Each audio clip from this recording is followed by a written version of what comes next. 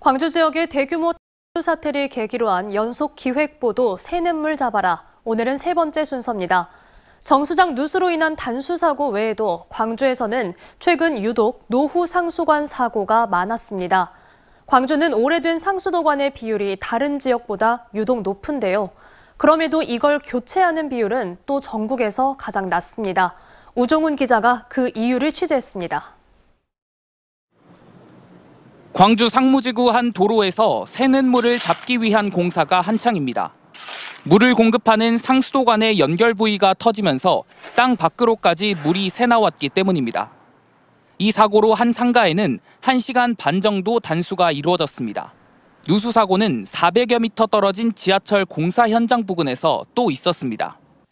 노후 상수도관에서 발생한 누수로 긴급 복구가 이루어지기까지 인근에서 영업 중인 상가의 물 공급이 일시 중단됐습니다. 사고 원인은 상수도관의 노후화. 이처럼 광주에서는 전체 시민이 20일 쓸 수 있는 물이 매년 새고 있는데 단수 사고가 난 뒤 강기정 광주시장도 새냇물을 잡기 위한 대책으로 노후관 정비를 꼽았습니다. 전략하는 것은 당연히 해야 되겠지만은 우리 광역시, 시에서는 행정에서는 이런 누수를 잡는 것이 중요한 업무라고 생각합니다. 하지만 지금까지 광주의 오래된 상수도관 정비는 낙제 수준이었습니다. 광주의 경련관, 즉 오래된 상수도관은 지난 2016년 이후 급증했습니다.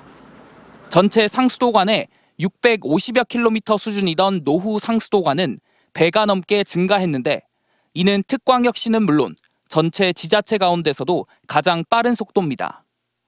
반면 상수도관 교체와 같은 정비는 전국에서 가장 부족했습니다. 노후 상수도관이 1,500여 킬로미터로 급격히 늘어난 지난 6년 동안 광주시가 새 관으로 교체한 건 매년 10킬로미터 남짓, 전체 0.28%에 불과했습니다. 이 기간 8개 특광역시에서 평균 229킬로미터를 교체한 것과 비교하면 5%도 못 미치는 수치입니다. 오래된 상수도관이 늘어나는 속도는 가장 빠르고 이를 막기 위한 정비는 가장 늦은 건데 광주시는 예산 부족을 이유로 꼽았습니다. 지난해 상수도사업본부 전체 예산 가운데 상수도관 정비에 투입한 예산은 6%인 85억여 원에 불과했습니다. 세관의 작년, 재작년에 집중적으로 좀 투자를 했던 만큼 건망의 어떤 구조적 안전성, 또 누수 축소 그런데 방점을 두고 광주에서 한 해 새는 물은 연간 1,000만여 톤, 특광역시 평균보다 높은 5.7%입니다.